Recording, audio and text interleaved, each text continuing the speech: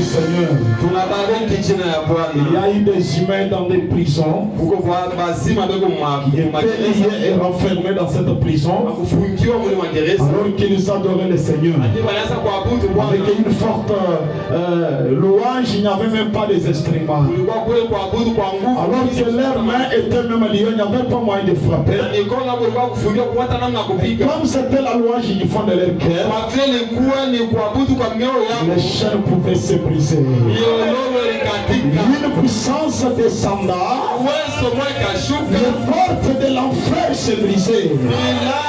Une puissance descendant, les chaînes se cassaient. Comme ceci aussi, c'est la louange de votre cœur. Une puissance est descendue au ciel. Et les chaînes aussi sont brisées ce soir. Les portes aussi de la prison étaient aussi terrifiées ce soir. Béni soit le nom du Seigneur.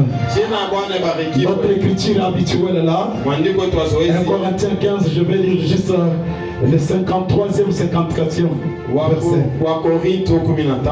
Car il faut que ce corruptible revête l'incorruptibilité.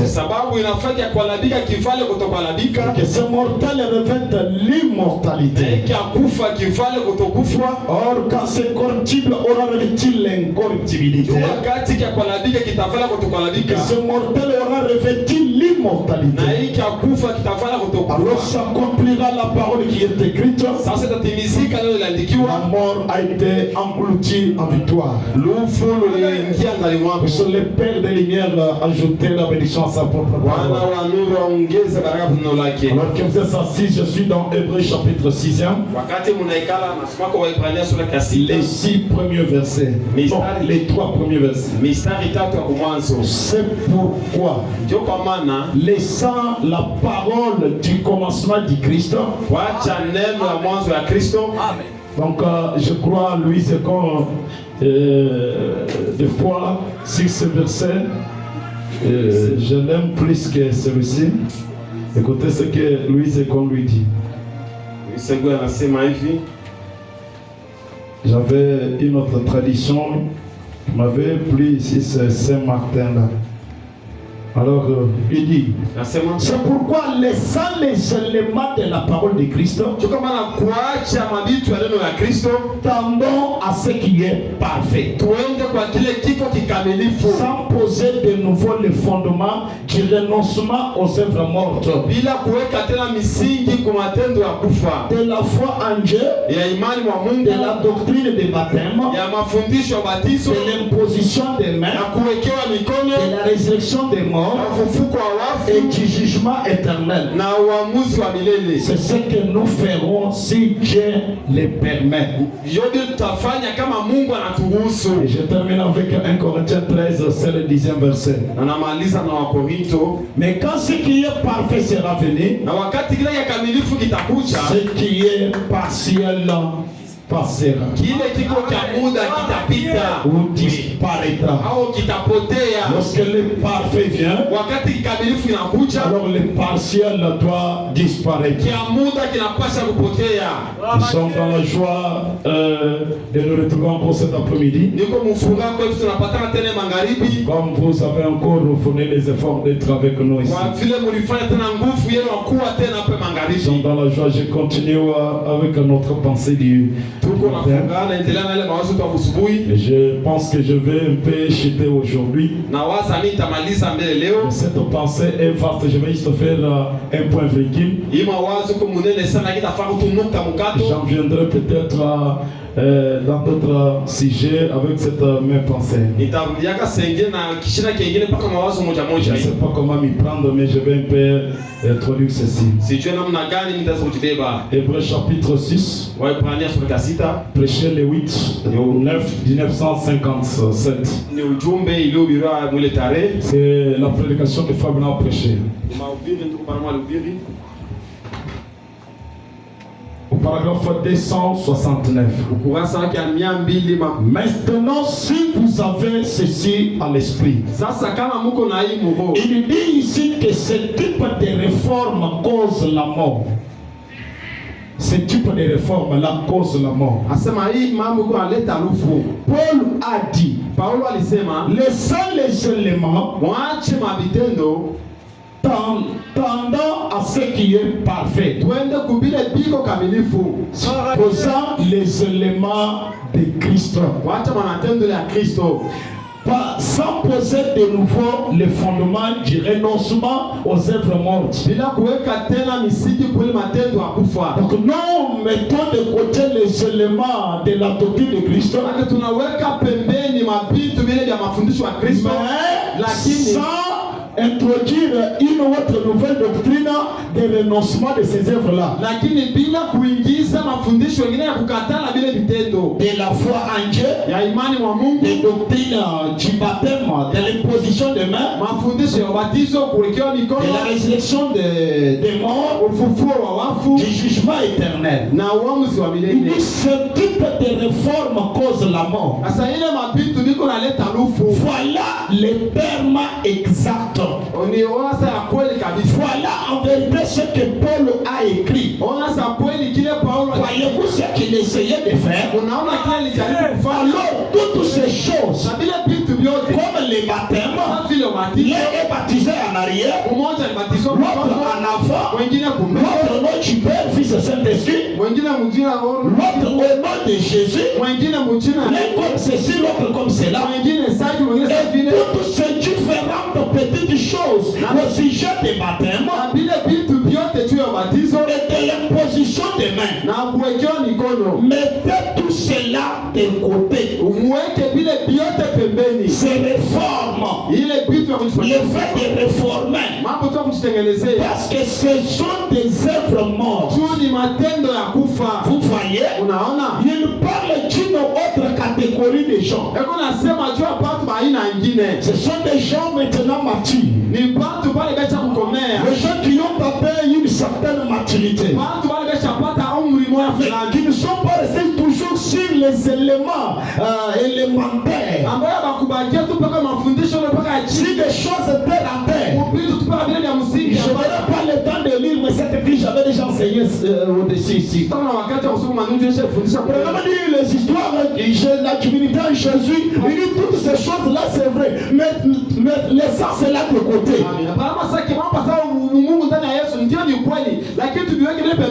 est un univers, tout ça. Oui, c'est vrai. Mettons cela de côté. Ces choses-là aujourd'hui, ça n'apporte pas la vie à l'épouse.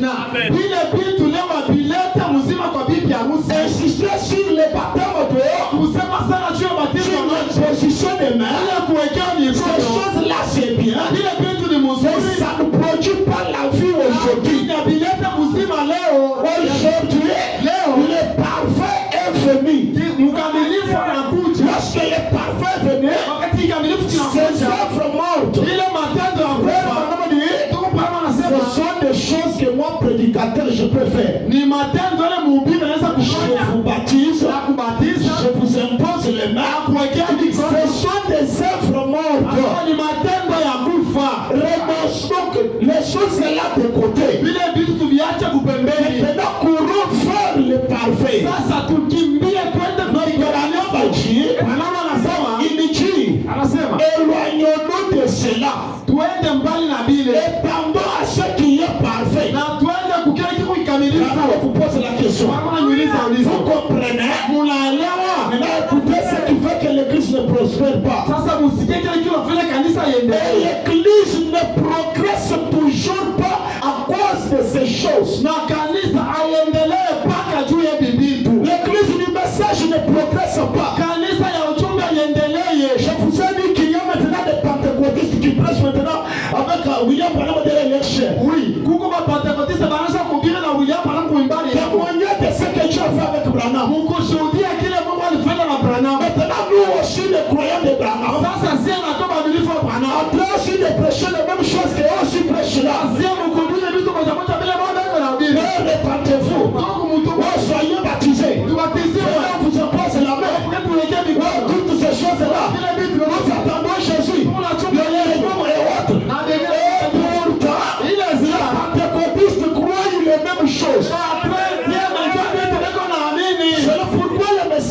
Branham, c'est un os dur pour des hommes durs. C'est pas pour les bébés pentecôtistes. Est-ce qu'à cela je refusais la repentance? Branham doit dire ici. Paul dit ce sont des choses que nous ferons si le Dieu nous le permettra. C'est pour lui, ce sont des choses secondaires. Aujourd'hui, c'est là où je vous ai dit, la mission de Josué, ce n'est pas sur ces choses. Josué a une mission particulière. C'est d'introduire les gens dans le royaume de Dieu. S'il y a un grand message d'aveuglement et qui a mené beaucoup de gens en enfer, c'est aussi la sanctification. C'est une forte déclaration. C'est aussi la sanctification. L'église est beaucoup gardée sur la sanctification. Ne filmez pas les gens marchent dans une certaine sainteté. La sanctification aujourd'hui, c'est un message révolu. C'est une semence déjà expirée. C'est déjà un dormant. Aujourd'hui, nous avons un nouveau message. Il y aura les effets sur les gens. Si je vous prêche le message de la sanctification, ça n'aura jamais aucun effet sur vous. Les gens qui ont véritablement crié le message de Frère Branham, ils nous ont laissé affirmer, avoir et toutes ces choses-là avant qu'on les reprêche que dans les tabernacles ne fumez pas. Vous savez, je faisais un débat avec un pasteur pentecôtiste. Nous sommes allés finir avec le Ilan. Vous savez quand même, vous déjà des tabernacles, vous êtes bien, puisque vos croyants vous payent beaucoup de Dieu. J'ai dû me remarquer. Dans nos églises, nous, on ne prêche pas beaucoup sur les dîmes. Ce sont des choses rares. Mon frère, donner l'argent. Les dîmes, nous, on ne fait pas ça. Mais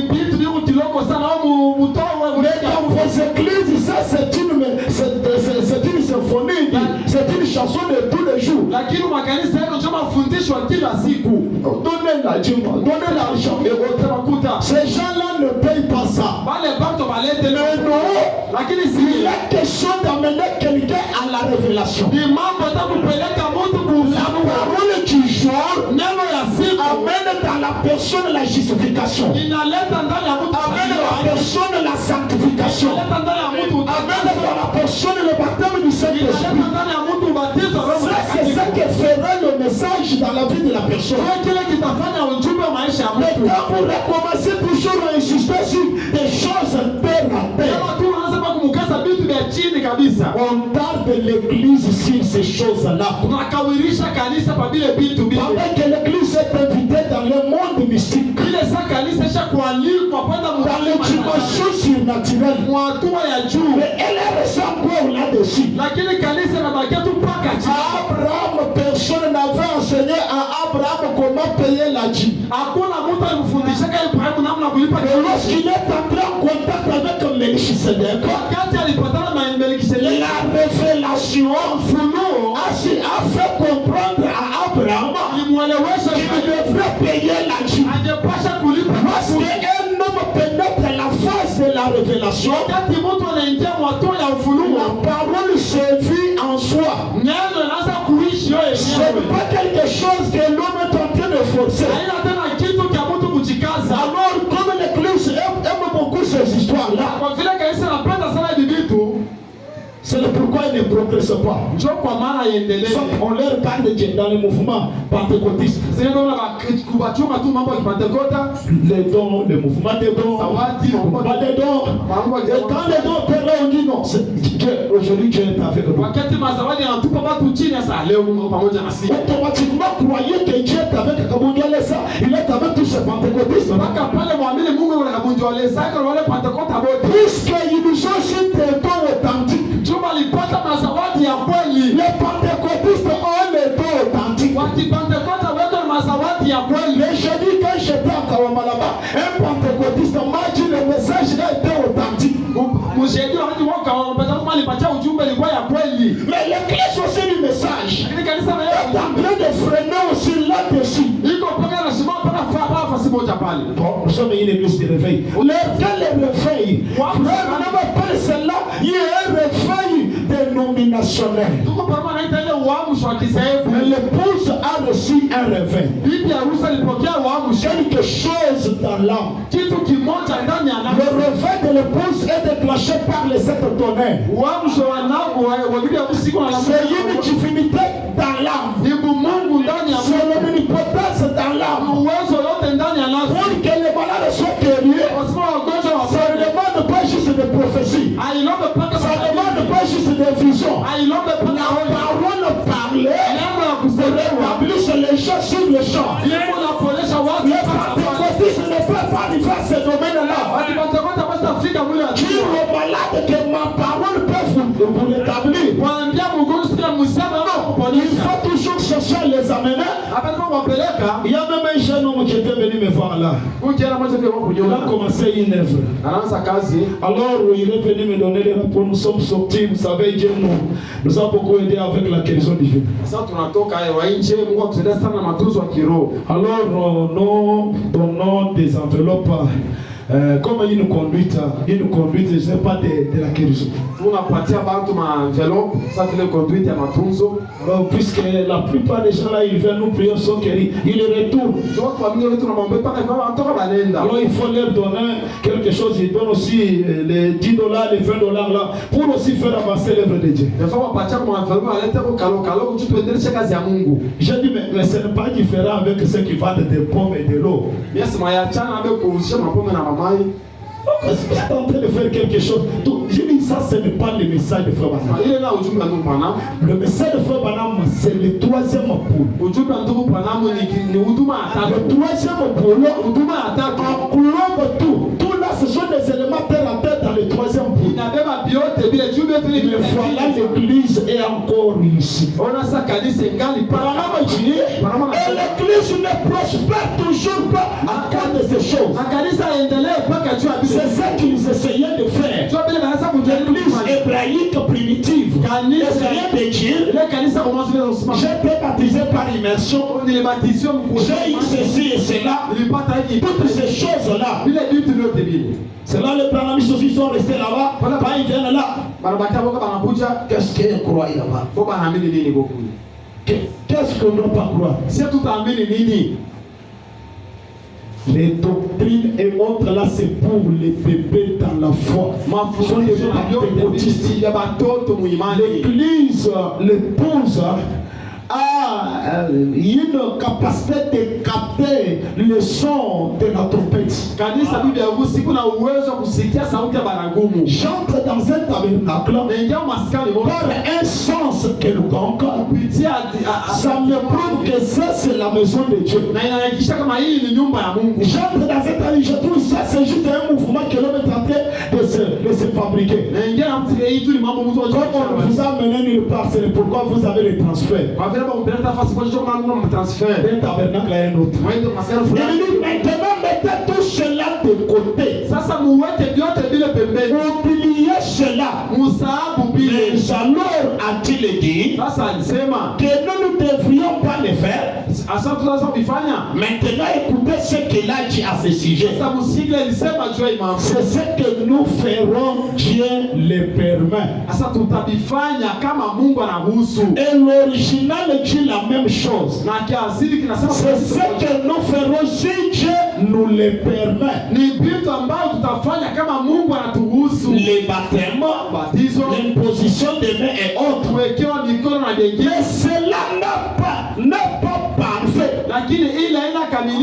Ce n'est qu'une réforme charnelle. Et c'est là que s'arrêtent les églises aujourd'hui. C'est à cette réforme charnelle. L'église reste là beaucoup de temps. Troisième exode, prêcher 36 au 63. 131. Où cette colonne de feu les a-t-il conduits? Maintenant, rappelez-vous que Moïse n'était pas la colonne de feu. Il était un conducteur par la colonne de feu. Et la colonne de feu ne faisait que confirmer son message par des signes et des prodiges. Et cette colonne de feu les a conduits vers le pays que Dieu leur avait promis. Où Dieu lui-même allait un jour devenir cher parmi eux. N'est-ce pas vrai? Qu'ont-ils fait? Ils murmurèrent et se rébellèrent et tout le reste. C'est qu'ils montraient qu'ils étaient sous les ordres d'un agneau ordinaire. Mais cette fois-ci,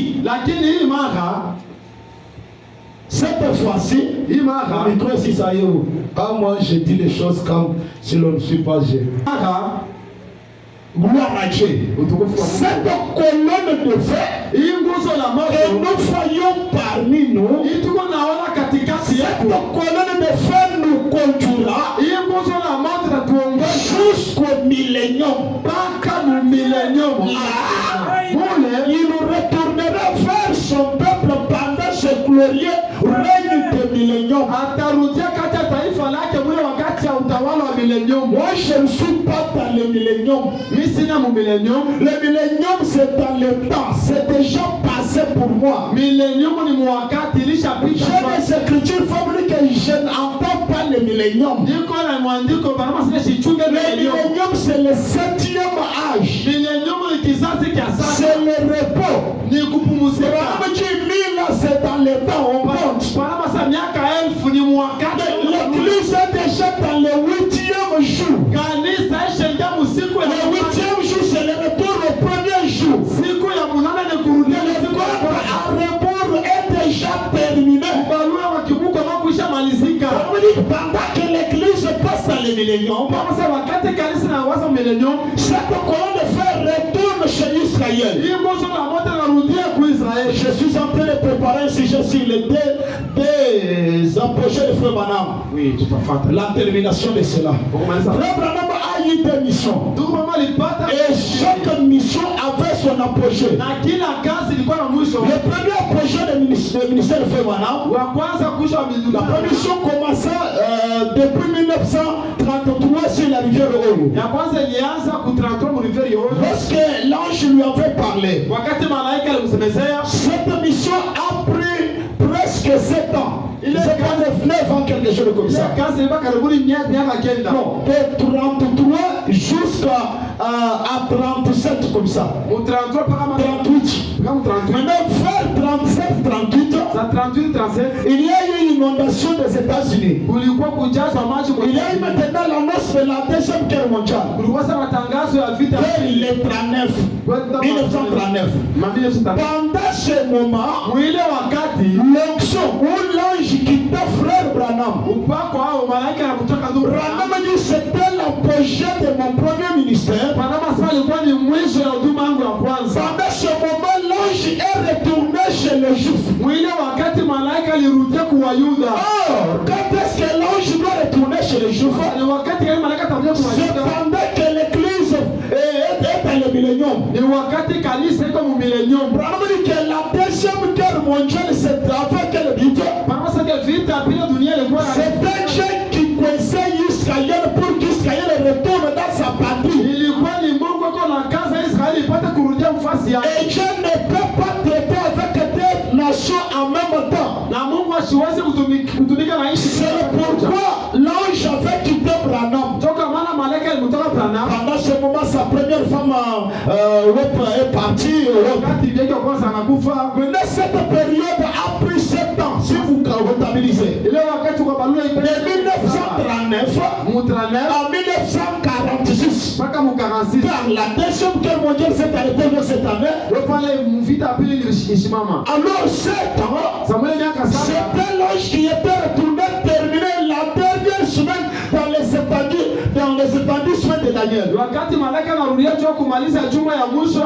Il restait une demi-semaine. Ce qui est 3 ans et demi. Mais l'ange est venu reprendre toute une semaine. Comme n'est pas le messager des 7 sceaux, mais il a le messager du 7e sceau. Mais quand l'ange est venu, il a pris tous les 7 sceaux. Remarquez à la même date où Israël fut proclamé pour la première fois une nation, l'ange est directement retourné vers moi. Automatiquement l'ange terminé avec Israël. Il est maintenant revenu vers Frère Branham. Car dans l'éternité, dans le millénium, Israël sera une nation. Mais c'est depuis longtemps qu'Israël est une nation, non? Jésus aussi avait prédit que la génération qui verra les figuiers bourgeonnés, cette génération ne passera pas. Or, une génération c'est 40 ans. Si vous ne croyez pas que Jésus est déjà venu, Jésus avait menti en donnant ce passage. Et Branham a menti en interprétant aussi ça. Branham a dit depuis 1946, ajouter 40 à ce qui est une nation, quelque part là, d'après sa propre promesse, Jésus doit être sur la terre. Si nous prenons 46 plus 40, ça doit nous donner 1986. Automatiquement, cette génération a pris fin. Branham dit à son église, certains vieux ici, quelques anciens ici, vous ne mourrez pas de la vieillesse, que vous n'ayez pas vu la venue du Seigneur. Mais celui qui parlait là, c'est l'ange lui-même de là. Il dit à ces gens, vous ne mourrez pas.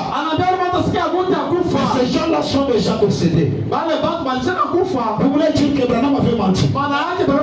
Nous sommes aujourd'hui, je ne sais pas, en 2023 bien. De génération de génération. Et vous êtes en train d'entendre ça. Ça, c'est un aveuglement du diable. Vous êtes à un retard de 2 millions de kilomètres. Peu importe votre position, je dis vous êtes dans l'aveuglement total. Chaque venue de Jésus, avec beaucoup de religieux, en l'occurrence des anciens et des prédicateurs, la première venue de Jésus, Jésus était déjà venu. Le précurseur était déjà venu. Le calife qui avait le plus grand tabernacle du monde, il disait à sa bande là de prédicateurs, nous attendons le Messie. Pendant que le Messie est en train de marcher là, Caïphe est en train de prêcher, nous l'attendons. Vous allez trouver les enfants de Dieu dans le tabernacle de Caïphe, en train de dire nous attendons Jésus. Vous faites de Branham un faux prophète. Vous appelez l'écriture ici.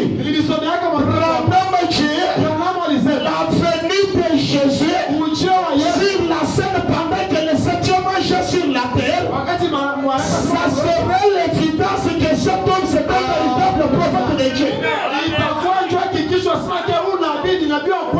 Alors si nous croyons, nous attendons la venue de Jésus.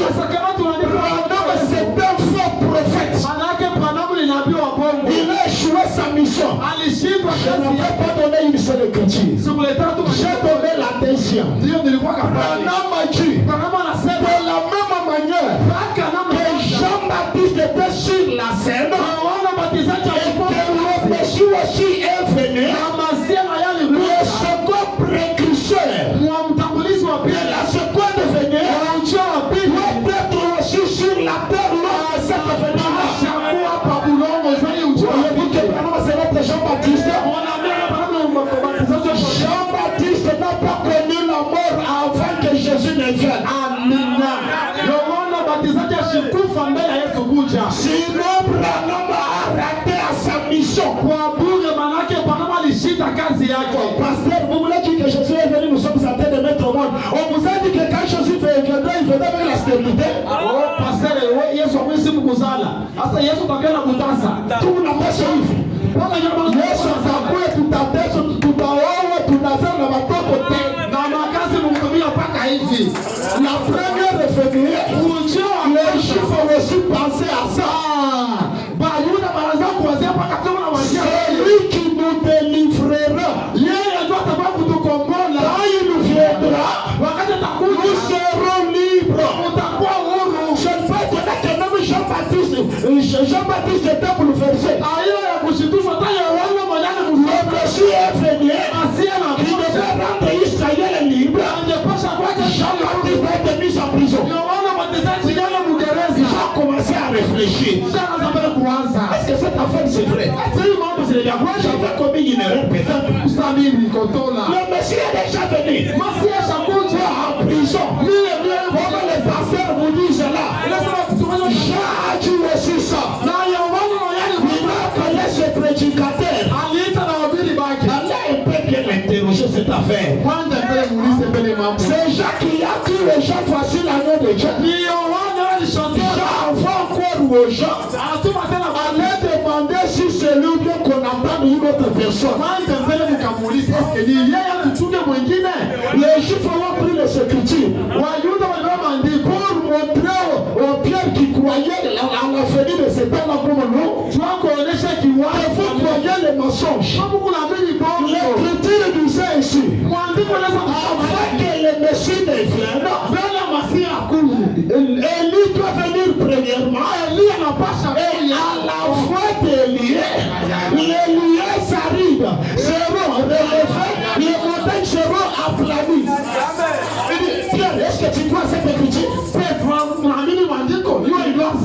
Oui, l'écriture est là. On pose la question à Pierre. Est-ce que la montagne de Kawamaël n'est pas là? La montagne est là. N'est-ce pas, il y a des liens arrivent. Pierre dit oui. Comment vous croyez que ce moment est le Messie? Par rapport à cette écriture, même Pierre aussi était troublé. Les disciples étaient agités. Ils sont allés voir Jésus. Dis-moi un peu aussi. Pourquoi les scribes disent-ils d'abord que Élie doit venir premièrement? Même Pierre était aussi déboussolé. L'écriture était noire sur blanc. Et Jésus n'a même pas donné l'accomplissement de cela. Jésus accepte l'écriture. Il dit oui, il est vrai qu'Élie doit venir premièrement. Et rétablir toutes choses. Je vous dis, Élie est déjà venu. Il est là pour être reconnu. Pierre qui voyait ces choses-là, puisqu'il avait juste la révélation. La révélation de foi, ça ne s'explique pas. Là, maintenant, l'affaire de la montagne. Mais ce n'est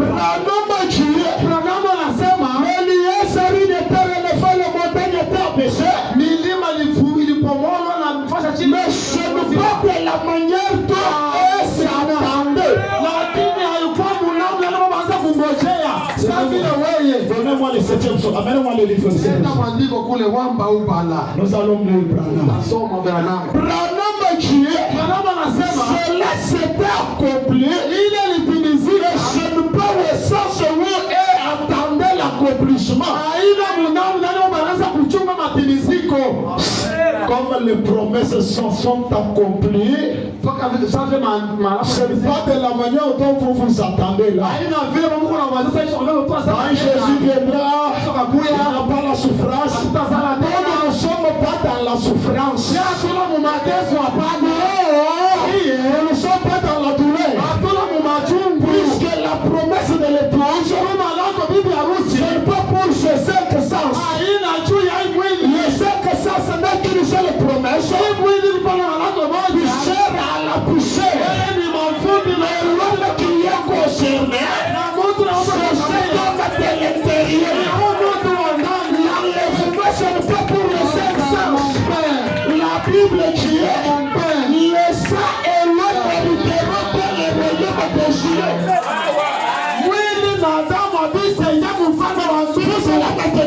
Vous appelez comment? Ça vous allume quand l'homme l'a gagné. Vous donnez la mangou, vous donnez la mangou. Vous donnez la mangou. Vous donnez la tisi, vous donnez la mangou. Maintenant, vous comprenez ce que cela signifie? La Bible dit, la Bible dit, quand les millénaires ne tuent pas, c'est-à-dire, moi, j'ai que les bibois.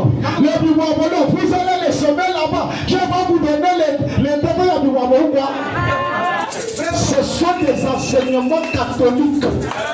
Puis les gens disent qu'il y a pourtant écoutez ce que Branham va faire les parfaits. Branham a tué. Quand on dit que pendant 1000 ans, Satan sera lié. Branham dit qu'il ne sera pas lié avec la chair de moto. Ne pensez pas qu'on va avoir une chaîne là-bas. Alors maintenant, il y a Satan. Ça serait une chaîne de circonstances. Ce qui fait que l'Église aurait une grande connaissance. Et cette connaissance, il y aurait Satan. Lorsque Satan vient dans la parole, la connaissance de la parole, ça c'est Satan. Il ne doit pas qu'à nous prêcher. Lorsque Satan vient dans le dos pour l'opérer, la connaissance de la parole, on dira, ça c'est Satan qui agit. Qu'est-ce qui donne la connaissance de la parole?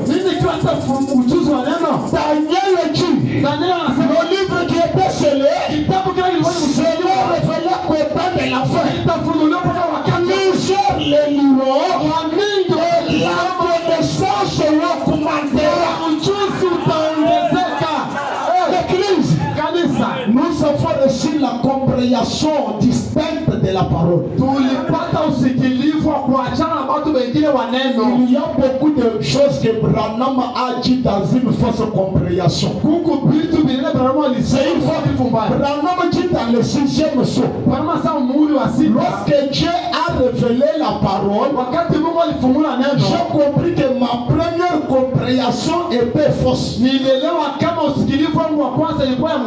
C'est là où Branham maintenant changea le langage. Il a mené à l'effet du catholicisme qu'il avait aussi parlé. Frère Branham consultait aussi d'autres livres. Le 7e soir avant que l'ange ne révèle, Branham a pris notre docteur en théologie, il a lu. Lorsque l'ange est venu, il a tout balayé. Frère Branham a prêché que l'évidence du Saint-Esprit c'est l'amour, n'est-ce pas? C'est parti. L'ange est venu là qui se passe à moi. Dites ça, ça c'est pour le pentecôtiste. L'évidence du Saint-Esprit aujourd'hui, c'est croire la totalité de la parole aujourd'hui.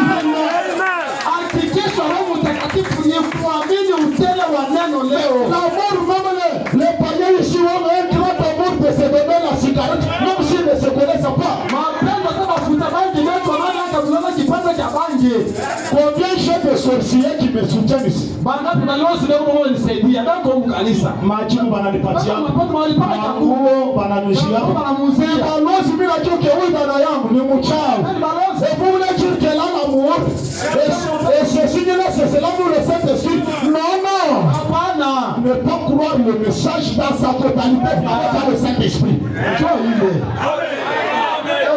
J'ai dit, ça ne veut pas dire vous croyez le message comment. Avec des limites, on vous dit que les promesses sont déjà accomplies. Mais non, nous attendons. Écoutez, si vous attendez Jésus, c'est-à-dire il y a encore d'autres prophéties qui ne sont pas encore accomplies.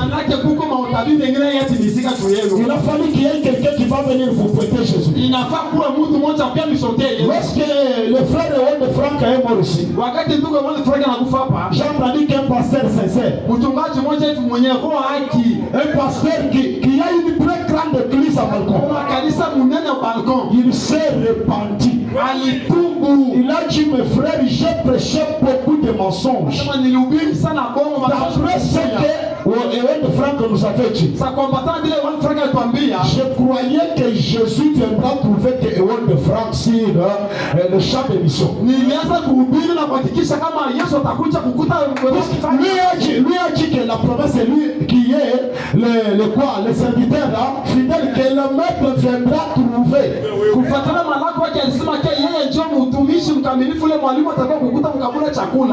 les mots révélés, mes frères m'ont révélé que ce soit maintenant de l'évocation, je m'en fous. Maintenant, Ewen Franck est parti. Qui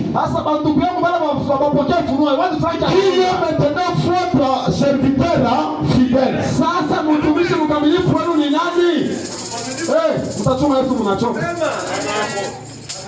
Alors vous voyez maintenant là où l'affaire est en train de tricher là. J'aimerais que tu puisses pénétrer la révélation. J'aimerais que tu pénètres la révélation. C'est cela notre grand but. C'est de t'amener à croire les messages. Par force.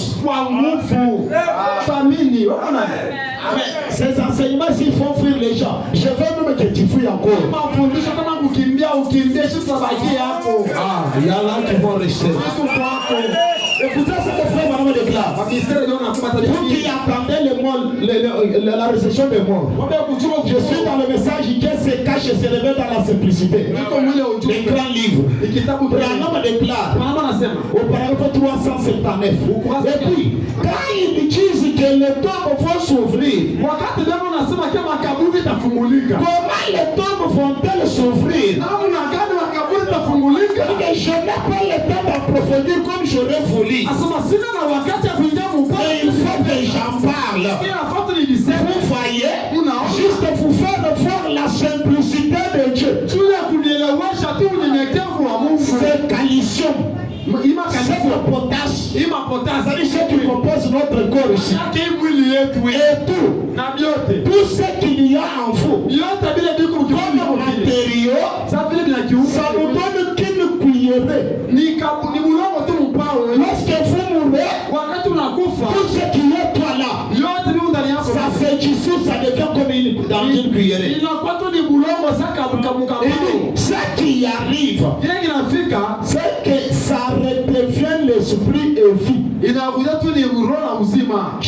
qu'à parler et l'enlèvement va se faire. Il n'est pas question d'aller là-bas et que les anges descendent avec leur belle pour ouvrir les tombes et en faire sortir quelques vieux cadavres là.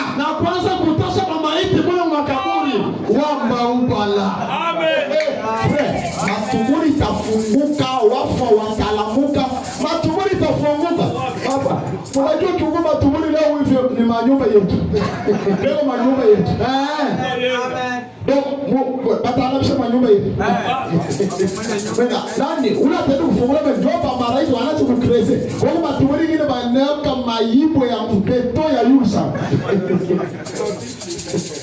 Donc, l'homme en soi, quand il meurt, le jour passe, tout ce qui est l'homme est en train de disparaître. Même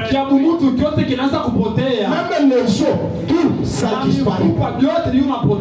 Qu'ils ont ceux-là qui sont dévorés par les lions.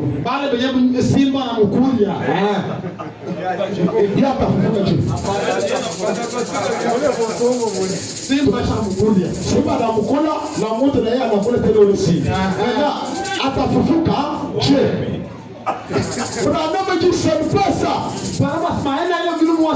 Il dit, laisse tout ça, ce n'est que péché pour commencer. Le corps aussi. Mais ça sera un nouveau. Semblable à celui-ci. Vous voyez, nous avions celui-ci. Si nous avions celui-ci, nous mourrions encore. Si nous résistons avec ce corps ici, on va encore mourir. Amen. Lorsqu'on meurt, on prend notre corps. C'est ce qu'on appelle la théophanie. Tous les éléments humains, ça disparaît. Comprenez que l'enlèvement, c'est dans l'esprit. La résurrection, c'est dans l'esprit. On prononce la parole. Les esprits là sont de nouveau vivifiés. Amen. Amen. Aba bobenye bana balungusha bana kufa bana bakipa ba enje ba shino bobenye wabigala matubuli et sont en train de brûler le champ donc balungusa et faut me parler que le corps va s'ouvrir comme ça vraiment corrige ça il dit vous voyez non on dit les tombes vont s'ouvrir, les morts en sortiront. Écoutez le langage de Branham. C'est peut-être vrai, mais elles ne s'ouvriront pas dans le sens que vous dites s'ouvrir. Le langage de Dieu est différent de nous. Les tombes s'ouvriront. Ça ne va pas s'ouvrir comme nous disons. On ouvre comme une marmite comme ça. Non, non. Ça c'est autre chose. Prenons ma Dieu. Voyez-vous, ça ne se passera pas de cette manière-là. Il dit ce sera un secret. Ça c'est un secret. Le mystère, ça veut dire quoi? Le kitu kiko hapa mjua kitu ni kitu gani? Ana ifo kukua mtu wa Kristo ndio kitu kingine. Ndio vile. C'est ça. Quand Dieu l'enlèvement c'est un mystère. La résurrection est un mystère. C'est-à-dire ces choses-là peuvent se passer sans que vous ne vous rendiez compte. Il faut maintenant que quelqu'un vienne maintenant vous faire comprendre. Ah, c'est comme ça l'enlèvement.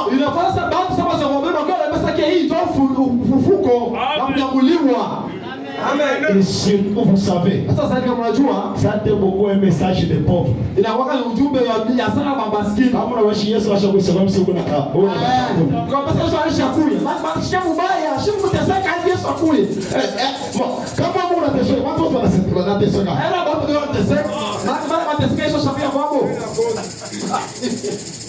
Retournons. Seulement vous avez entendu.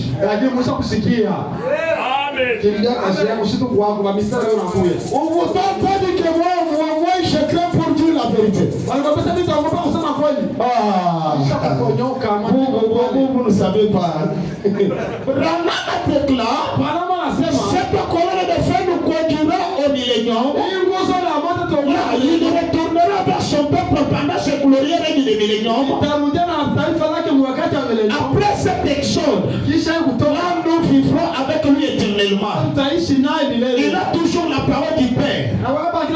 Il nous montre toujours qu'elle est vraie. Nous sommes dans un exode.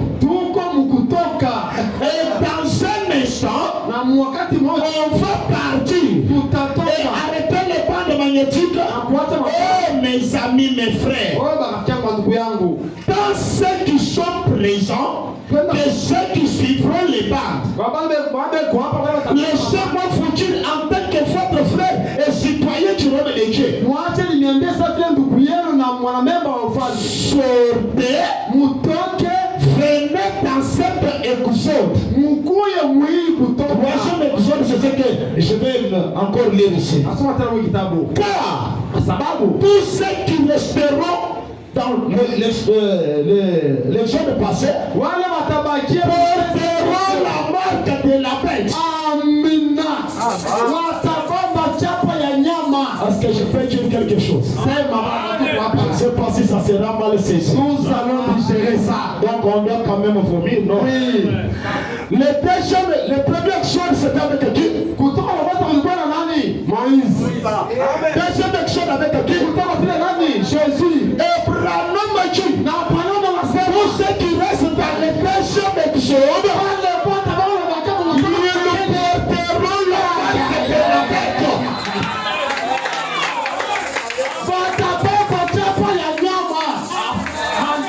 que je vous dise quelque chose là, que je vais briser les eaux là. Autrement dit, ça c'est puissant. Pour ceux qui restent avec Jésus de Nazareth, la doctrine de Jésus de Nazareth, ils porteront la marque de la bête. C'est ça le niveau, mon père. Je les porte avec tout ce qui est à moi. Vous savez, c'est difficile à croire. Il faut être toujours aimé pour croire. Lorsque Jésus est venu, tous ceux qui étaient restés avec Moïse étaient déjà perdus. Mais quand tu parles de Moïse, ceux qui étaient avec Moïse étaient sauvés. La dispensation a pris fin. Nous parlons de Jésus la lumière. La lumière, c'est la parole faite de chair. La lumière est Dieu ne peut pas nous faire vivre aujourd'hui. La lumière est Dieu ne peut pas donner la vie aujourd'hui. Est-ce que vous connaissez la lumière Dieu? C'est ce que je veux dire. Dieu sortez de cet épisode-là.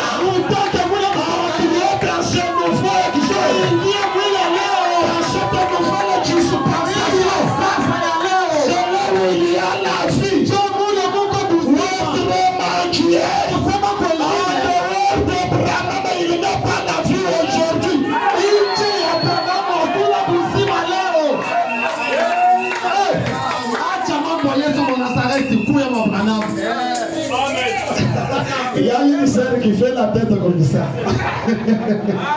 Ça ne fait rien. Du temps de Jésus, tu ne devrais même pas croire. C'est parce que vous ne comprenez pas les dispensations. Si vous êtes de Jésus de Nazareth, Dieu est un comme un votre toi. C'est une erreur. Jésus, c'était un temple que Dieu est venu habiter. Comprenez ça. Marie ne pouvait pas mettre au monde de Dieu. On ne peut pas faire naître Dieu. Non. Dieu a existé afin que Marie soit là. Mais Jésus a eu un temps. Jésus a eu un temps. Avant que Jésus ne naisse, Moïse, c'est-à-dire ils sont perdus. Jamais. Ça c'est mon père. Il y a d'abord le nom Jésus, c'est un nom juif. Dans la Bible, il y a quelqu'un qu'on appelle Jésus. Celui qui adore Jésus de Nazareth. Et celui qui adore Branham de Kentucky. C'est la même chose.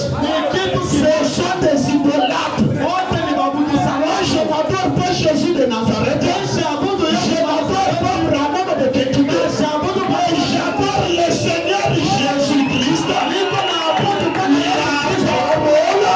qui a été faite chair à Jésus.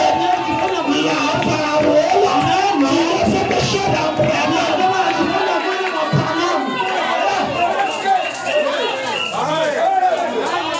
Vous savez que Jésus avait pleuré lorsque Dieu l'avait quitté. Je t'amène à comprendre. En Je t'enlève la matière catholique là dans ta pensée. Nikutoshe mbele mafundisho ya kitembeo de Jehova na Katolika mguso chako mule. Il dit Père, pourquoi m'as-tu abandonné? Yesu anapenda sana Mungu wako, angalia sana baba tena unaniacha. Dieu l'avait quitté. Manake na Yesu, Mungu anamutoka. Le même Dieu qui était en Branham, mais en Jésus. Mungu moja alikuwa Le même Dieu. nasema La totalité de même Dieu qui était en Jésus. utele wa Mungu alikuwa C'est la totalité de même Dieu qui est venu entrer en Branham. C'est le fils, je m'en fous.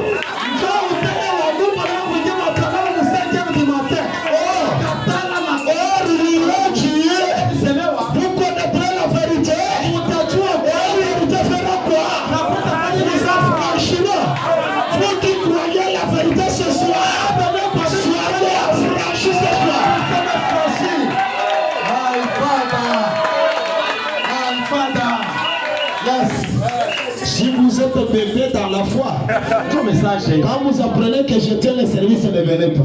Kama huku mtoto mwimama sika kedi kuna weka mafundisho ya ushikuye kama mahubiri bambari njoo kuye.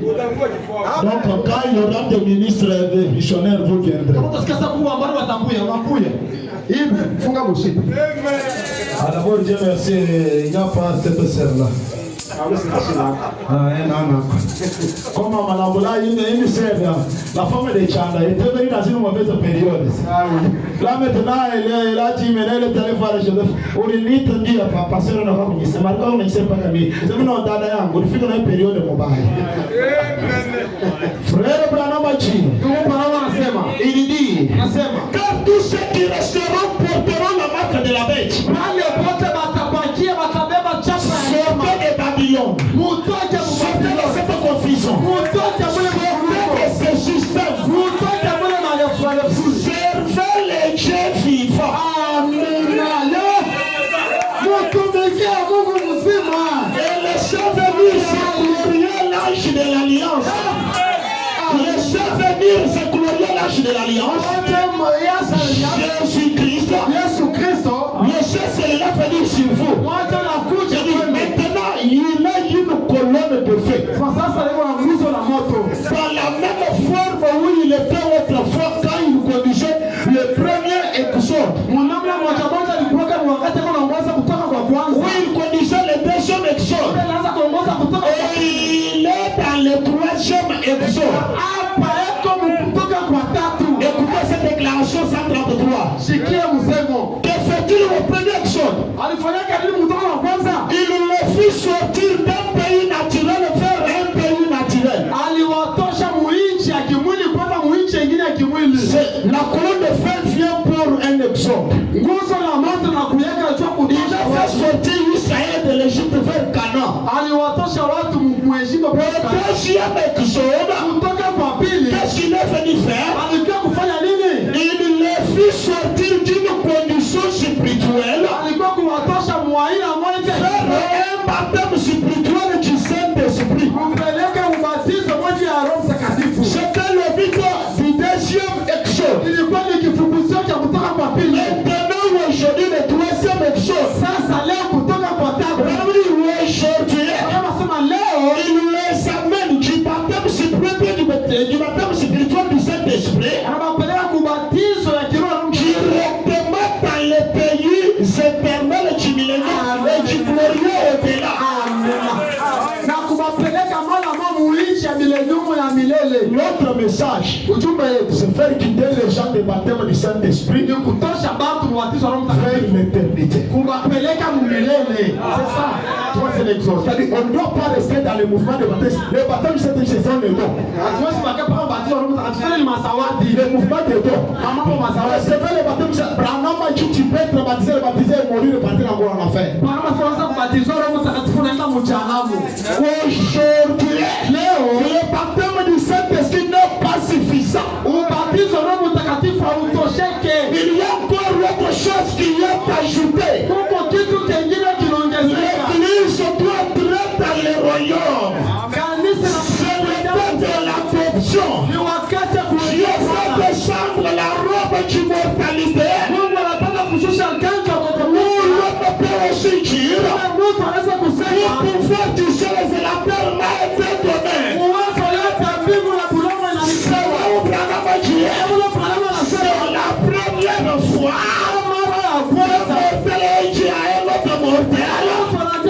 Demande-moi tout ce que tu veux. C'est un autre chose de plus élevé. Ceux qui vont rester dans le baptême du Saint-Esprit recevront la marque de la bête. Quand je disais ça, je pensais que j'avais mal compris. Avec un faux baptême du Saint-Esprit là, vous allez partir en enfer. Lui nous fait sortir du baptême supérieur du Saint-Esprit.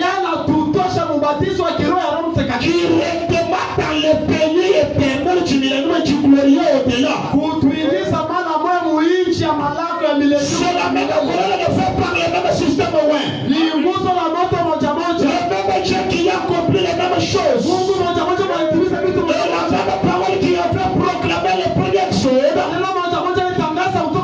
proclamé le deuxième exode. La même parole qui a proclamé le deuxième exode a proclamé le troisième exode. Et nous le voyons ici parmi nous. Et si sortait de ce chaos-là, venez au Dieu vivant.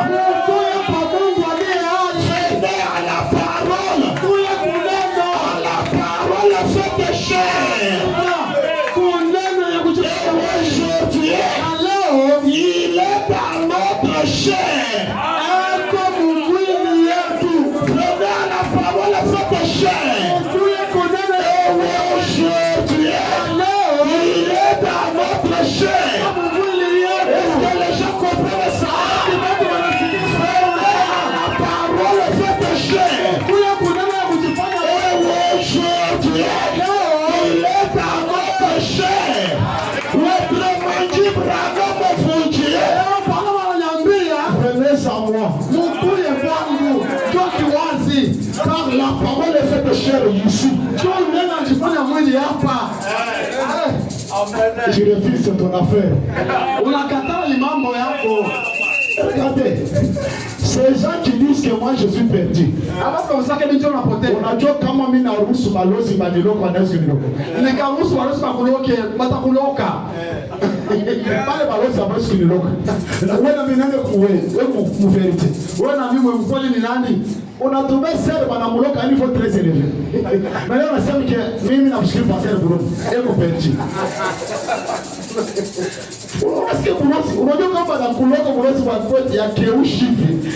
Bana kalakshi taki. La vérité est minoritaire. La vérité est minoritaire. Je vous avais dit que quand le message de vraiment sera prêché, c'est le sommet, nous serons minimes. Il n'y aura pas toutes les masses que vous voyez dans le tabernacle. Si nous prêchons ça, on dit c'est là-bas. Soit les gens doivent me faire quitter de la chair, soit les gens doivent prendre leur chaise et retourner. Et pourtant, c'est une vérité qui a franchi les armes. Et ce soir, je vous dirai, c'est une vérité qui a franchi vos vies. Si vous avez juste une bonne attitude, si tu es payé dans n'importe quelle dimension, toi tu juste amènes à la vérité, cela te rendra libre. Même si on dit qu'il y a la puissance de la sorcellerie, il y a des dimensions élevées. Le message qui sera sauvé toi et ta famille.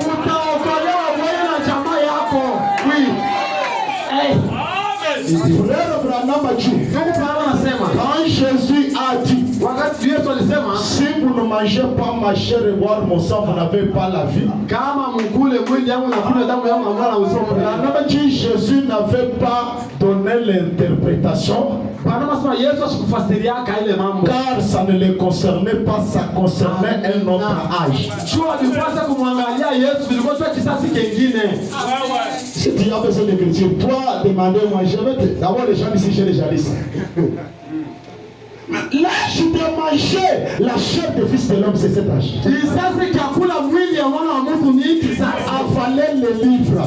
Bien que dans les entrailles c'est ta mère. Mais avaler les livres. Avaler le fils de l'homme. Cela doit engendrer en toi la foi de l'enlèvement. Avaler les choses de ton erreur. C'est une puissance de la résurrection. Ce sont des choses qui bénissent nos vies. Ce sont ces choses qui nous affermissent. Ce sont ces choses qui nous stabilisent. Lorsque je médite sur ces choses, j'ai toujours eu la satisfaction au besoin. Dieu m'a dit qu'il t'a mis dans cette position à cause de la fidélité à sa parole, ce qu'il te dit de dire. La fidélité, c'est dire aux gens ce que nous disons ici. Vous savez combien il y a de gens incrédules ici? Combien il y a de décisions prises ici?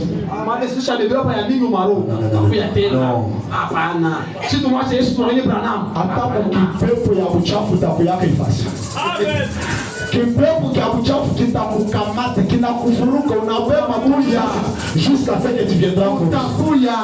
Oui, kama kupredestiné, kama kulichaguliwa, utabiamini yake mwisho. Paka kwa nguvu. Wewe utakuwa tena. Utakuya. Sortez mes frères. Mutoke bandugu. Sortez, servez les dieux vivants. Mutoke mutumikie Mungu aliye hai. Anama dit comme ça une prophétie est donnée même. Dans le fond des cadavres. Oh là là là. Les répartis vraiment déclarent. C'est tout à fait possible que vous soyez assis là même. Et que peut-être quelqu'un assis à vos côtés, d'un côté, de l'autre, puisse voir cela. Et que vous ne le voyez pas. Toi tu peux, peut-être ton voisin comprend, toi tu ne comprends pas. Je ferai cette déclaration. Je crois cela de tout mon cœur. Nous lisons dans la Bible que c'était la colonne de feu qui avait conduit les enfants d'Israël de l'Égypte à la terre promise. Maintenant on me pose la question, est-ce vrai? Et cette colonne de feu était l'ange de l'alliance. Est-ce vrai, docteur? Et qui était l'ange de l'alliance? Jésus-Christ. Et il est donc le même hier, aujourd'hui et éternellement. Est-ce vrai? Qu'est-ce que cela veut dire? Il conduit toujours l'église. Il est l'ange de l'alliance. L'alliance a été écrite avec son propre sang. Et tu laisses entrer dans la présence du Père pour son propre sang. Est-ce vrai? Maintenant, c'est le même Saint-Esprit. Georges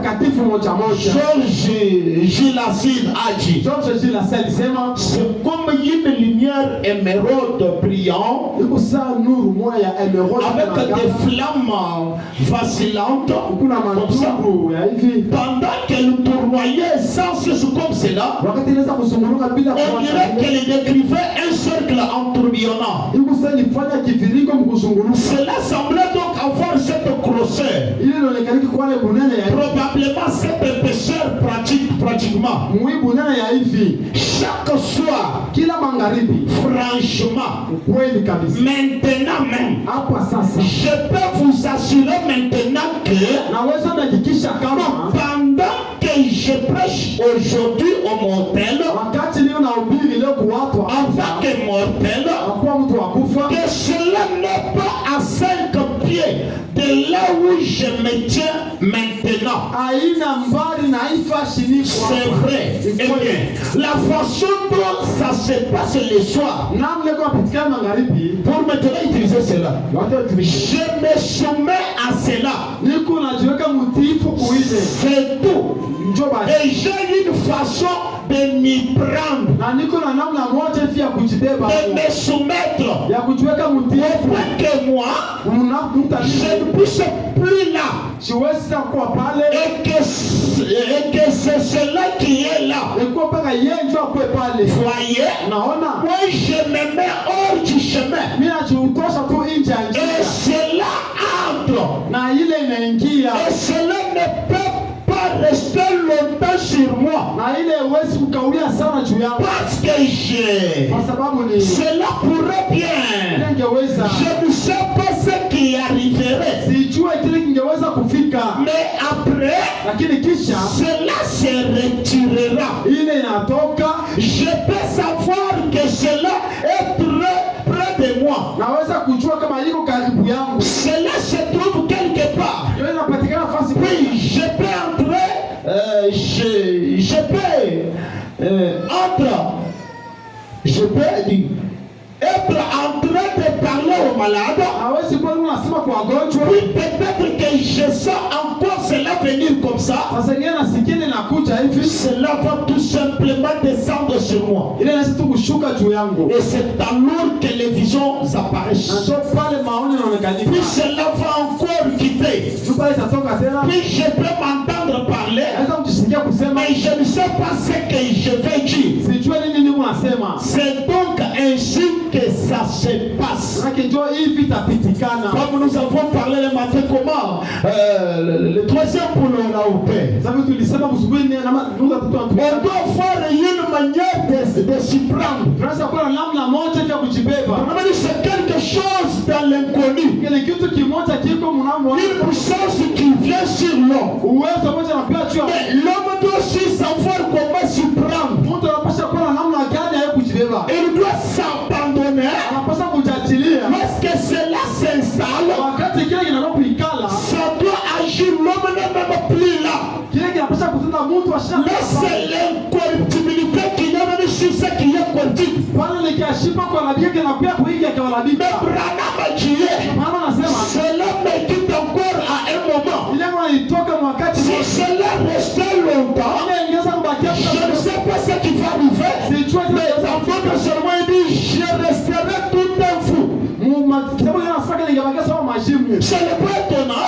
Je vous ai dit pendant le matin, ça n'arrivait pas partout. Mais l'attitude des gens pouvait déclencher ça. Je peux terminer avec le temps de la décision prêchée le 11 659 paragraphe 11. Il déclare, je ne peux pas placer le fruit de tout mon travail si j'en avais dans une affaire peu fiable.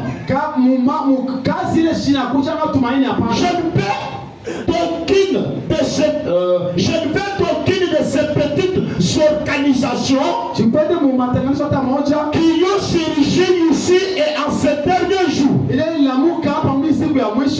avoir mon nom dans un journal ou une sorte de petite sensation. Je ne peux pas me fier à ces choses-là. Donc notre doctrine de l'église, tout ça, je fais la vieille expérience sûre. Prenez la décision de faire une confession ferme. Et attendez jusqu'à ce que vous obtenez cette expérience qui vous amènera dans l'éternité. L'église doit faire l'expérience de l'éternité. Ne vous contentez pas d'être membre d'un tabernacle et de servir votre doctrine là. Le couchant d'aujourd'hui se perdrait dans l'éternité. Il dit, oui, elle était bonne pour Paul et Silas. Elle était bonne pour Pierre dans la prison cette nuit-là. C'est dommage lorsque cela était intervenu en prison quand Paul était là avec Silas. Il n'avait pas de vision. Il n'avait pas de prophétie. Mais ils étaient juste dans les concentrations. Dans leur adoration, une vertu est descendue. Cela a cassé les chaînes. Même les portes de prison sont ouvertes. Les voilà sortis. Il dit c'est la même chose qui s'était passé avec Pierre. Pendant qu'il était en prison, cela est descendu s'installer. À ce moment-là, je ne suis plus là. Pierre n'était pas là. Quand Pierre marchait, après de sortir de la prison, il ne savait pas que c'était une réalité. Il pensait que c'était un rêve. Et pourtant c'était une réalité qui se passait. La corruptibilité s'était installée. L'immortalité s'était installée. C'est là où je vous ai dit. Il faut vous passer ces expériences sans le savoir. Lorsque cela s'approche de vous, ça vous introduit dans une certaine distraction. C'est comme un petit sommeil vous peut vous prendre. Là tu peux faire quelque chose. Tu peux faire un homme là. Quelque chose peut être divulgué. Lorsque cela te quitte, tu te rends compte que tu ne peux pas, le sommeil n'est même pas là. Je vous ai dit pendant les accidents, qu'est-ce qui arrive aux élus? Les gens qui échappent aux accidents. Lorsque le véhicule est en train de faire des chutes et autres, votre immortalité s'installe en vous. Lorsque cela s'installe en vous, ça hypnotise vos cinq sens. Vous perdez connaissance. Vous ne connaissez pas ce qui vous arrive. Toi, tu dois te rendre compte. Tu es déjà ici sans ni blessure ni quoi que ce soit. Et le reste, ce sont des cadavres. Si on doit te poser la question, pendant que le véhicule est en train de critiquer ou autre, qu'est-ce que toi tu comprenais ou bien tu voyais? Tu dois dire je ne voyais rien. Je ne comprenais rien. C'est une réalité. Votre immortalité s'approche de vous. C'est ça qui produit vos corps là. Et ce soir ici, si cela peut s'installer, si cela peut s'approcher de vous, lorsque cela s'approche de vous, si tu avais une douleur, la douleur disparaît. Si cela s'approche de toi, comme si tu étais infirme, cela restaure même la vision. Lorsque frère me priait sur une femme qui était gravement malade, la femme était guérie sur les champs. Alors la femme posait la question à frère Branham. Qui était cet autre homme vêtu en blanc qui se tenait à tes côtés quand tu priais sur moi? Il dit, lui te regardait. Que je savais de quoi il parlait. Lorsque cela possède notre corps, c'est le sixième sens dans ce que Frère Paul appelle aussi. Souvenez-vous un jour, Abraham avec son fils dans la voiture. Un jeune homme roulait à vivre vitesse. Il était laissé cogner là-bas.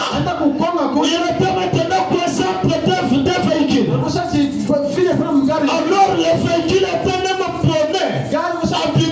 Lorsque Branham est arrivé, il dit le 16e sens s'est tenu debout.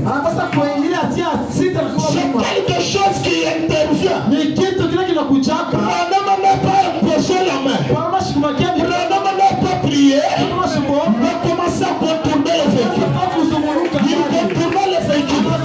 Comment il contournait le véhicule? À cause de l'immortalité qui était là, cela était une puissance. Le véhicule a commencé à se démoner. L'homme est sorti là, sain et sauf. Et si c'est ton premier Dieu, vous êtes aussi coincés entre des difficultés, des situations. Lorsque cela contourne autour de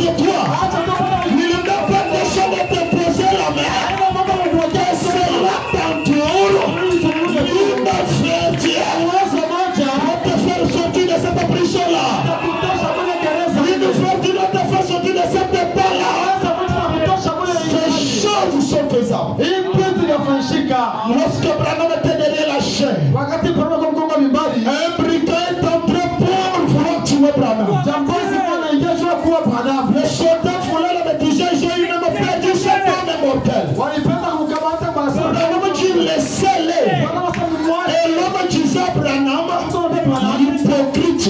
Aujourd'hui, je dois casser tes os. On m'a dit que je sais comment m'y prendre. Pour laisser la chose entrer en moi. On m'a resté dans un mystère de silence. Le Messie s'approchait. Arrivé tout près de Branham. Il s'est prosterné à genoux. Une puissance l'avait hypnotisé. Une puissance l'avait calé. Et ce soir, la puissance de Dieu puisse l'hypnotiser. Parler pour les ennemis. Si l'ennemi tu étais venu pour hypnotiser, pour faire du mal à l'enfant de Dieu, tu es hypnotisé ce soir. Tu es hypnotisé ce soir. Frère Branham Dieu, c'est la même chose. Lorsque les taureaux meurtriers voulaient venir l'attaquer, cet animal avait tué beaucoup de gens. Lorsque Branham s'approchait, l'animal est arrivé. Branham dit, moi je te dis, lorsque cela s'installe, l'humain quitte. La terre est en humain. Cette chair est remplie de la paix. Branham s'est tenu debout. Et dit, cet animal s'est approché à 1 mètre et demi de là où j'étais. L'animal s'est arrêté. Au lieu de toucher Branham, l'animal s'est arrêté. Une puissance l'a bloqué. Une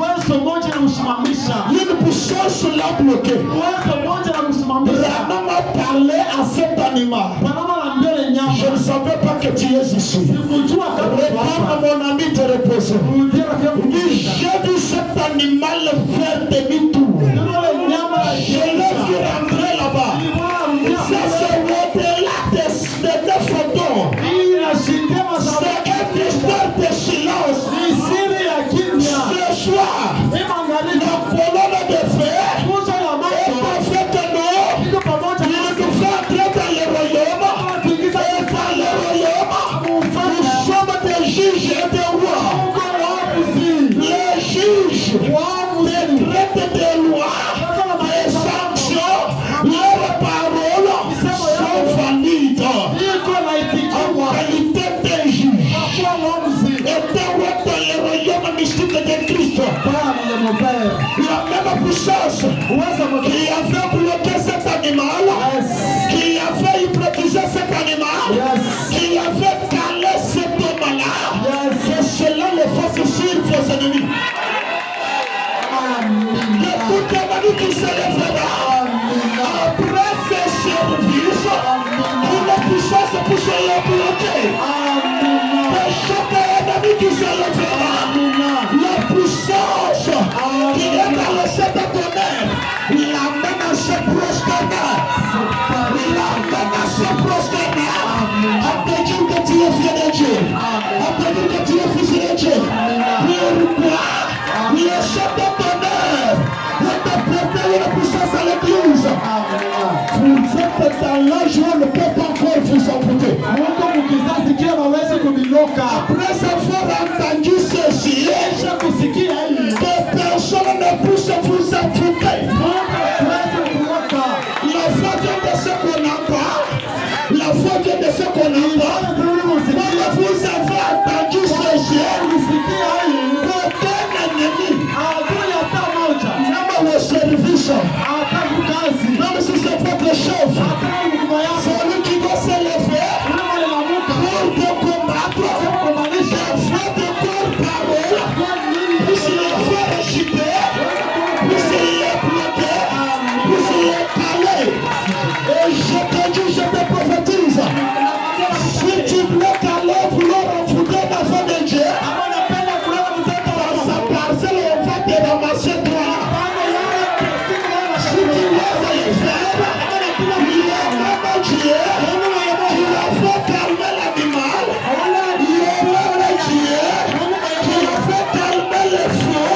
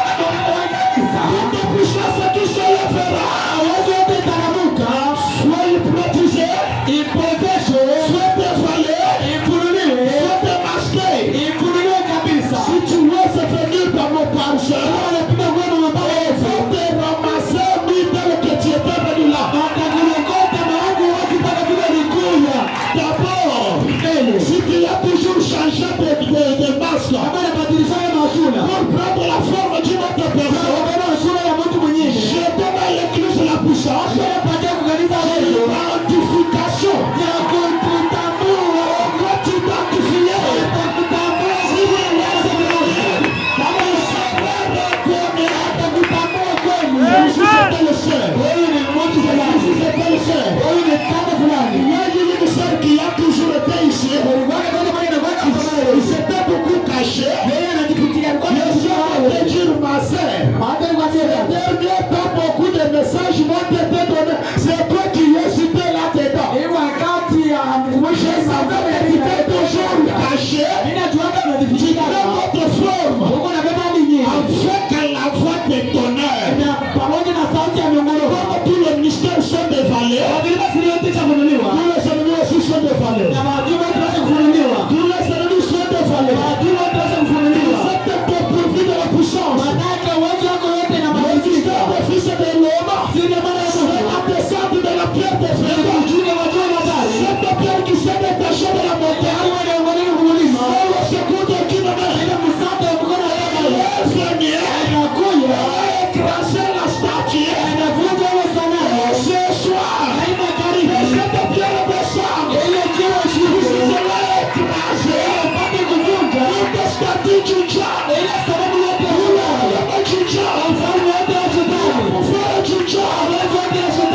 Je mets en échec le monde des ténèbres. Je mets en échec cela. Notre téléphonie est venu pour nous rendre libres. Elle est venue pour nous rendre libres. Tout ce qui était bloqué, qu'elle a téléphoné pour se débloquer ça. Notre téléphonie traverse les murs. Notre téléphonie traverse les barrières. Ce soir, nous les barrières. Un chemin ce soir. Il doit traverser. Il remarque.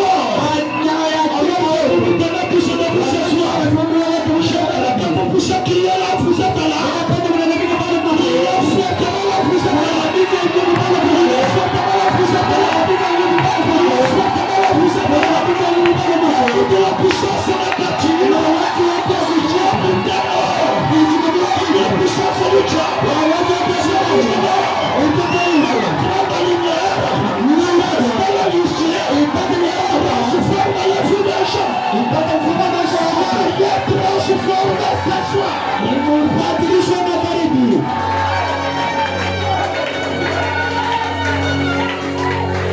Les yeux fermés, soyez révérents. Merci Seigneur Jésus. Soyez révérents, s'il vous plaît.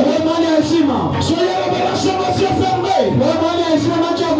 Même souvenez que c'était l'homme de la mort. Il est en train de vous quitter là, vous êtes là. Il est en train de se détacher de vous. Il est en train de se détacher de vous.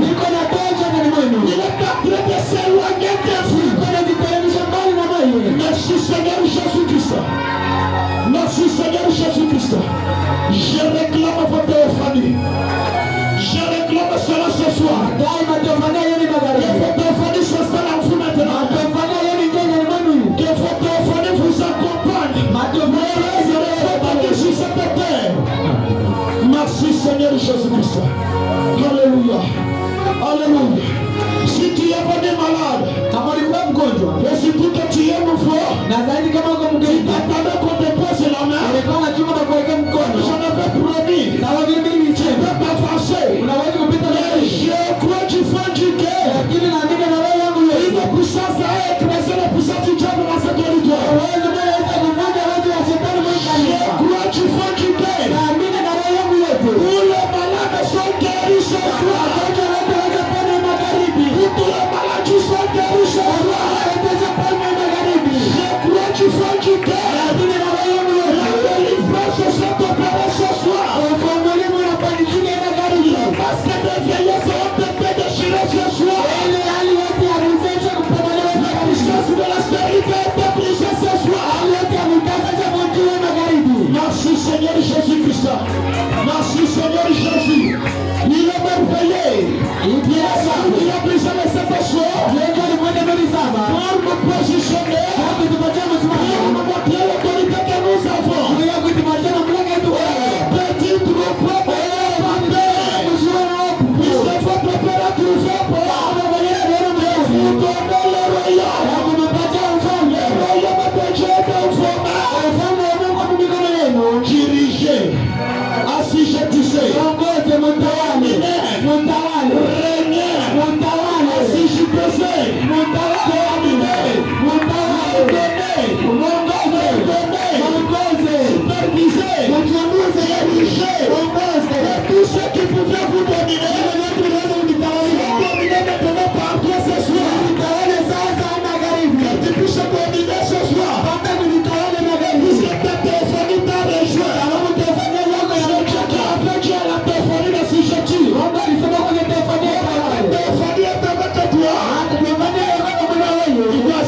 tire. Unapata kutawala. Moi si je tire. Unapata kutawala. Fini le cauchemar. Mandoto ya boka inaisha. Sans l'étranglement finit cela. Na uwezo wote ni na Tu retournes à la personne double. wewe na kwa mtu mara Tu mbili. retournes à une personne double. Utarudia mtu mara mbili. Là où tu es là, tu es en train de remercier le Seigneur. Merci Seigneur pour les étonner. Asante Bwana jua ni nguruma sana. Merci Seigneur pour le niveau de gloire. Asante Bwana jua nguruma ya Merci Mungu. Seigneur pour le lien de Bwana. Asante Bwana jua nguruma ya Merci Mungu. pour ce repas. Asante jua nguruma ya Merci Mungu. pour ce soir. Asante jua inaga. Merci Seigneur. Asante Bwana. Merci Seigneur. Asante. Tu peux remercier le Seigneur. Tushukuru Bwana. Tu n'as pas à demander quelque chose. Hauna na Mungu na chini yake. Remercier le Seigneur. Shukuru tu La Bwana. parole a été prononcée. Neno lisemwa. Cela allait se faire ce soir. Unaona matukio na Cela allait se faire ce soir. Unaona matukio na Cela allait se faire ce soir. Unaona matukio na Oui, cela allait se faire ce soir. Unaona matukio na Il y a Dieu là-dedans. Il y a Dieu là-dedans. Mungu Bwana Mungu Dans ce service, Dieu y est. kazi Mungu yuko hapo. Tabernacle, Dieu y est. Inasema Mungu yuko hapo.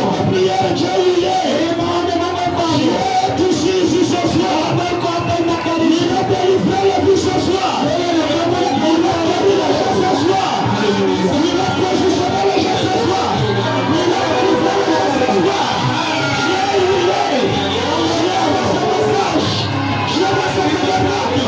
Dieu a son du droit. Dieu a son du peuple. Dieu a parmi vous. Dieu y est ce soir. Merci Seigneur. Merci Seigneur. Alléluia. Alléluia. Alléluia. Merci Seigneur. Merci Seigneur Jésus. Oui, merci.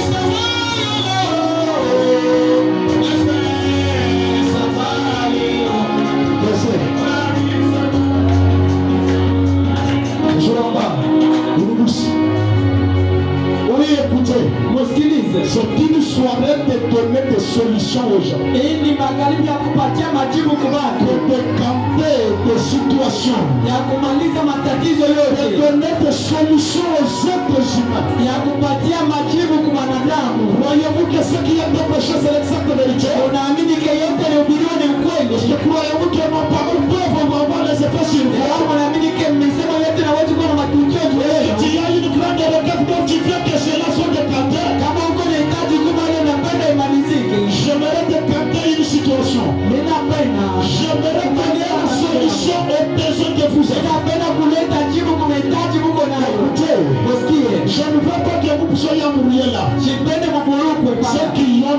situation qui nécessite une solution. Je ne parle pas quelqu'un qui commence à s'imaginer qu'il a un besoin. Cela est tenté de le tourmenter. Il ne connaît pas d'où viendra la solution. Je dois donner la solution. Je me sens poussé à donner la solution. Voyez seulement mes frères et sœurs. Voyez seulement. Tu viens avec ta préoccupation dans ton cœur. Je prononce juste les mots. Comme il est dit à Tourage. Le Seigneur Jésus-Christ la parole. Est encore ici dans cette tabernacle. Agissez de la même manière. C'est pas la chose que je veux faire ceci. C'est pas la chose que je veux faire ceci. Oh, si tu as un besoin, est-ce que tu peux aussi croire que cela peut trouver la solution? Oui, c'est toi que je m'adresse. Tu peux croire aussi la chose. Merci Seigneur Jésus-Christ. Si tu as aussi une difficulté, quand tu as besoin d'une solution, je désire maintenant que tu t'approches. Je parle, je prononce la parole. Il n'est pas question de vision. Il n'est pas question de prophétie. Quand tu as cela au cœur, je te donne la solution ce soir. Je te donne la solution ce soir. Je te donne la solution ce soir. Je t'accorde la solution ce soir. Je t'accorde la solution ce soir. Je t'accorde la solution ce soir. Merci Seigneur Jésus. Je t'accorde la solution ce soir. Merci Seigneur. Je t'accorde la solution ce soir. Merci. Je t'accorde la solution ce soir. Je t'accorde la solution ce soir. Je t'accorde la solution ce soir. Merci Seigneur. Alléluia. Merci Seigneur. Je t'accorde la solution ce soir. Oui. Je t'accorde la solution ce soir. Je t'accorde la solution ce soir. Je t'accorde la solution ce soir. Je t'accorde la solution ce soir. Je t'accorde une solution ce soir. Je t'accorde une solution ce soir. Je t'accorde une solution ce soir. Je t'accorde une solution ce soir. Je t'accorde une solution ce soir. Je t'accorde une solution ce soir. Je t'accorde une solution ce soir. Je t'accorde une solution ce soir. Je t'accorde une solution ce soir. Je t'accorde une solution ce soir. Reçois une solution ce soir. Reçois une solution ce soir. Reçois une solution ce soir. Merci. Je t'accorde une solution ce soir. Je t'accorde une solution ce soir. Merci Seigneur. Je t'accorde une solution ce soir. Merci Seigneur. Je t'accorde une solution ce soir. Merci Seigneur. Merci Seigneur. Merci Seigneur. Alléluia. Je t'accorde une solution ce soir mon frère. Je t'accorde une solution ce soir mon frère. Merci Seigneur Jésus. Merci Seigneur. Merci Seigneur. Alléluia. Merci Seigneur. Toi le Dieu des promesses infaillibles. Toi le Dieu qui est venu faire nous dans une chair d'être humain appelé William Marion Branham. Nous avons vu le signe du Messie et nous avons cru qu'il s'agit de notre Messie. Nous croyons cela, que le Fils de l'homme a été révélé. Mais, juste par les écritures que nous avons lues, comme c'est la voix du Fils de l'homme, que cela se matérialise. Que cela, merci Seigneur Jésus, que cela fasse que quelque chose arrive dans les vies de ces gens ici, de ces services au Seigneur, de ces gens en tout témoignage, de ces gens en tout témoignage. Oh Dieu, matérialise cette parole pour que la puissance qui se trouve dans cette tonnerre ne soit pas une confusion, ne soit pas une imagination.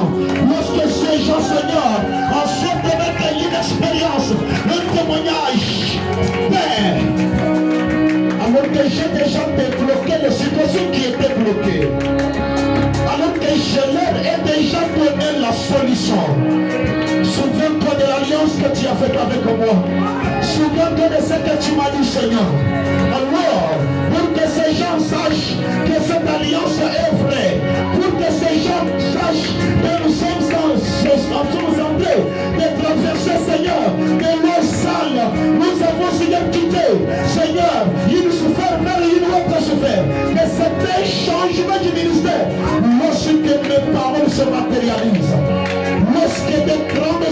chants sont décantés ce soir. Seigneur, accorde-leur. S'il faut restaurer une santé immédiate, lorsque celui qui est en Christ avec une santé détériorée, que sa santé immédiatement soit recréée, Seigneur. Accorde cela, Père. Accorde cela, Seigneur. Soyez maintenant silencieux. Merci, Seigneur. Immense mélodie.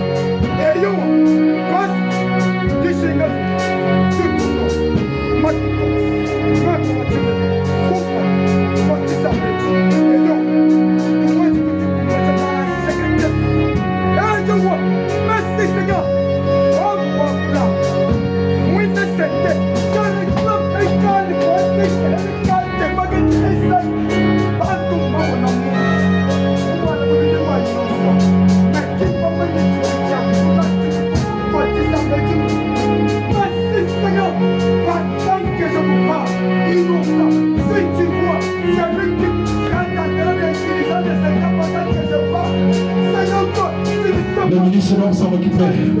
Ce qui est sur moi ne supporte pas beaucoup de distractions.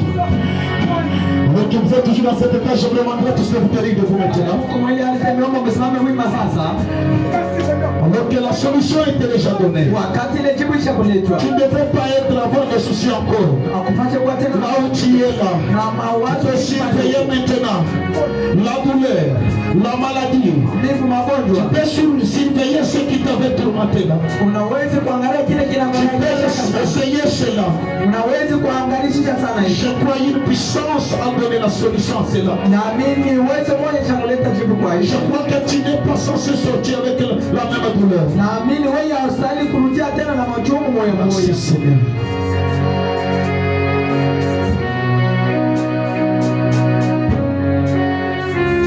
Lorsqu'une véritable paix s'installe, lorsqu'ils vont retourner cette nuit, qu'ils retournent avec leur famille.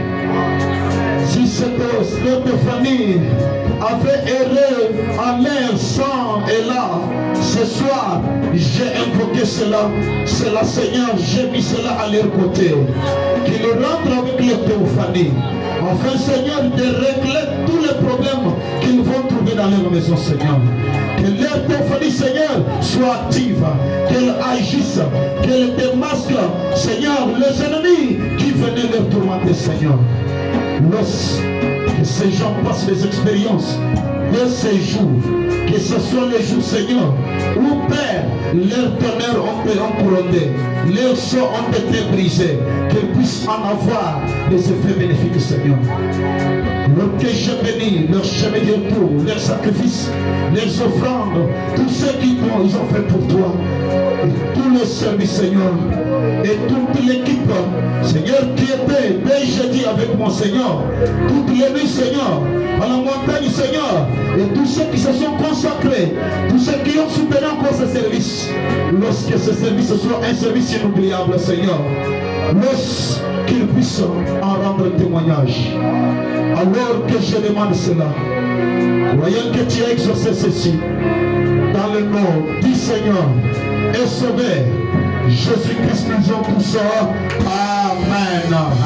Applaudissons pour